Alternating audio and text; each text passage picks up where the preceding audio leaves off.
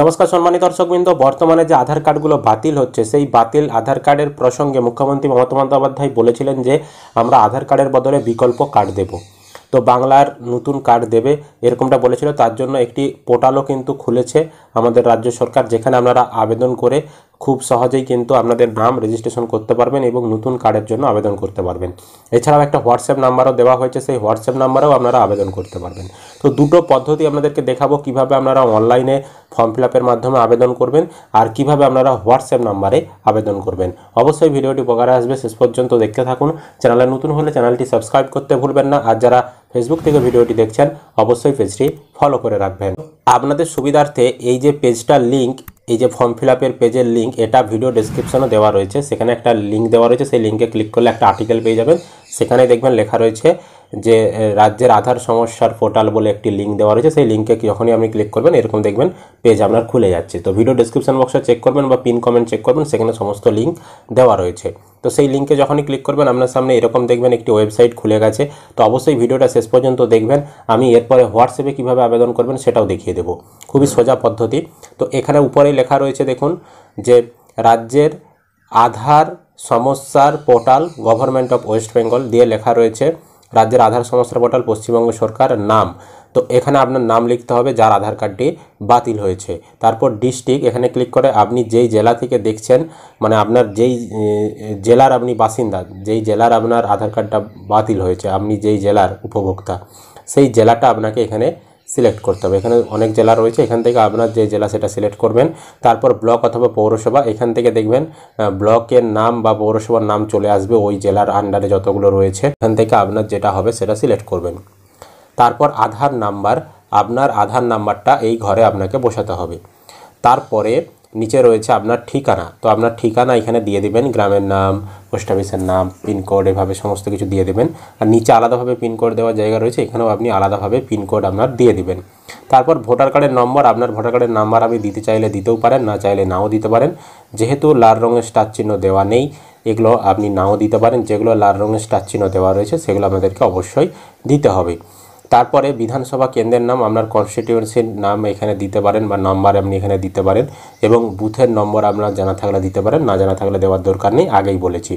তারপরে দেখুন আধার নিষ্ক্রিয়করণ চিঠি, আপনাকে যে চিঠিটা পাঠানো হয়েছে আপনার আধার বাতিল হয়েছে বলে, সেই চিঠিটা চাইলে আপনি এখানে চয়েস ফাইলে ক্লিক করে এখানে আপনি কিন্তু অনলাইনে আপলোড করতে পারেন। তবে এটাতেও লাল রঙের স্টার চিহ্ন দেওয়া নেই, তার মানে আপনি এটাও নাও করতে পারেন। তারপর রিমার্ক, মন্তব্য। তো এই মন্তব্যে ইফ এনি যদি আপনার কোনো কিছু বলার থাকে বলতে পারেন, না বলার থাকলে নাও বলতে পারেন, যেহেতু লাল রঙের স্টার চিহ্ন দেওয়া নেই। তো এখানে আপনি লিখতেও পারেন যে please active my Aadhaar card, এরকমও আপনি লিখে দিতে পারেন, বা কিছু না লেখারও দরকার নেই, যেহেতু এখানে লাল রঙের স্টার চিহ্নটা দেওয়া নেই। তারপর আপনার মোবাইল নাম্বার, এখানে আপনার মোবাইল নাম্বারটা দেবেন।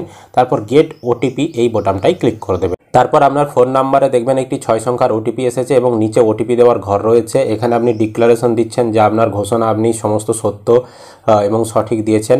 তো এখানে আপনি সেই ওটিপিটা দেবেন যে ওটিপিটা এসেছে। তারপর এখানে সাবমিট বোতামে ক্লিক করে দেবেন। যখনই আপনি সাবমিট করে দেবেন আপনার আবেদনটা কিন্তু করা শেষ হয়ে গেল। এবার আপনার সমস্ত তথ্য যাচাই করা হবে, তারপর পশ্চিমবঙ্গ সরকারের তরফ থেকে যা ব্যবস্থা নেওয়ার সেটা করা হবে। এটা গেল অনলাইনে আবেদন। এবার হোয়াটসঅ্যাপে কিভাবে আবেদন করবেন, আপনাদেরকে প্রথমে একটি নাম্বার সেভ করতে হবে। তো ওয়েস্ট বেঙ্গল গভর্নমেন্টের তরফ থেকে একটি নাম্বার দেওয়া হয়েছে, সেই নাম্বারটা আপনাকে মোবাইলে সেভ করতে হবে। সেই নাম্বারও আমরা ভিডিও ডেসক্রিপশনে দিয়ে রাখবো। এইভাবে স্ক্রিনে দেখালে সেটা ইউটিউবের নিয়ম বিরুদ্ধ, প্রাইভেসির জন্য। তাই আমরা হোয়াটসঅ্যাপ নাম্বারও ভিডিও ডেসক্রিপশনে যে আর্টিকেলের লিঙ্ক দেওয়া রয়েছে সেই লিঙ্কের ভেতরেই দেওয়া রয়েছে, আপনারা অবশ্যই দেখে নেবেন। তো এই হচ্ছে সেই নাম্বার, 90 দিয়ে শুরু আর লাস্টে হচ্ছে 5544 রয়েছে। এই নাম্বারটা আপনাকে সেভ করতে হবে। তো নাম্বারও কিন্তু ভিডিও ডেসক্রিপশনে দেওয়া রয়েছে। আমরা প্রাইভেসির জন্য এই অনলাইনে আপনাদেরকে স্ক্রিনে আমরা দেখাচ্ছি না, হাইড করে রেখেছি। আপনারা ভিডিও ডেসক্রিপশনে যে লিঙ্ক দেওয়া রয়েছে সেখানে ক্লিক করে আপনারা আর্টিকেলটা থেকে নাম্বারটা দেখে নেবেন। তো এই নাম্বারটা আপনারা ফোনে সেভ করবেন। ফোনে সেভ করার পর আপনি হাই লিখে হোয়াটসঅ্যাপে মেসেজ করবেন। ওই নাম্বারে হাই লিখে মেসেজ করলেই রিপ্লাই আসবে অটোমেটিক, আর কি বট সিস্টেম অটোমেটিক রিপ্লাই আসবে যে আপনার আধার নাম্বারটা আপনি বসান, এরকম আপনাকে রিপ্লাই করবে।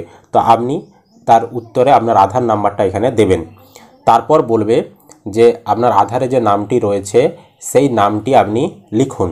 তো আপনি আপনার নামটা এখানে লিখে মেসেজটা পাঠাবেন।